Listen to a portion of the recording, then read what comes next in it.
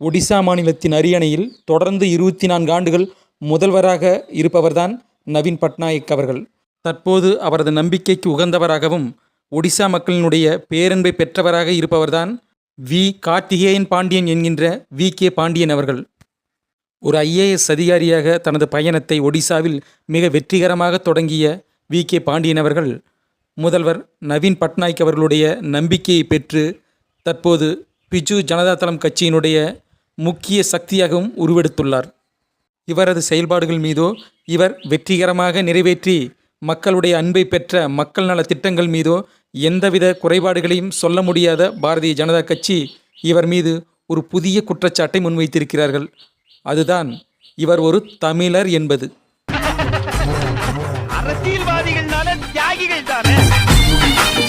ஒரு தமிழர் ஒடிசாவை ஆளலாமா என வெளிப்படையாக பேசியுள்ளார் அமித்ஷா. இதற்கெல்லாம் ஒருபடி மேலே போய் பூரி ஜெகநாதர் கோயிலுடைய ரகசிய அறையின் சாவியே தமிழ்நாட்டுக்கு சென்று விட்டது என பேசினார் ஐயா மோடி அவர்கள்.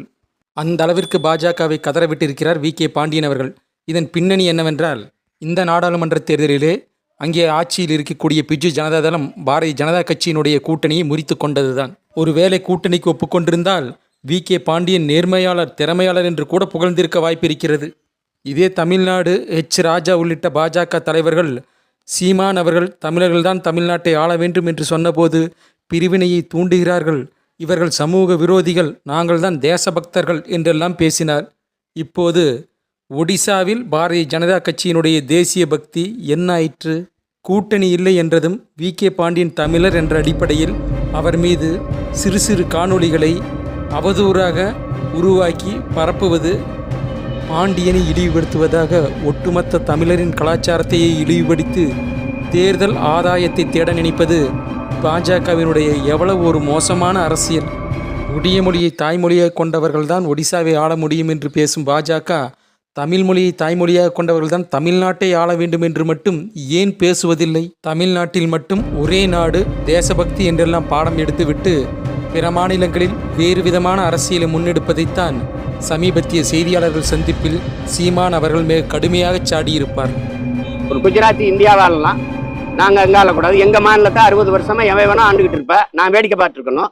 தமிழர்கள் தங்கள் அதிகாரம் குறித்து பேசினால் அங்கே தேசபக்தி என்று பேசுவது, பிற மாநிலங்களில் அந்த மண்ணின் மைந்தர்களுக்கான அரசியலை பேசுவது.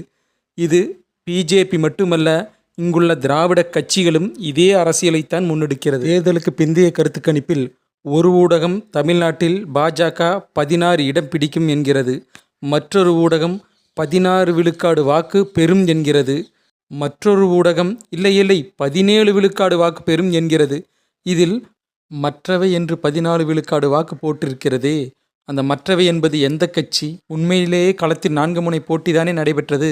இதில் நாம் தமிழர் என்று குறிப்பிடுவதற்கு ஊடகங்களுக்கு என்ன தயக்கம்? நீங்கள் எவ்வளவு இரட்டடிப்பு வேலை செய்தாலும் 2% வாக்கோடு இம்முறை மாநில கட்சியின் அங்கீகாரத்தை நிச்சயம் பெறும் என்பதுதான் அனைவரின் நம்பிக்கையும் கள யதார்த்தமும் உண்மையும்.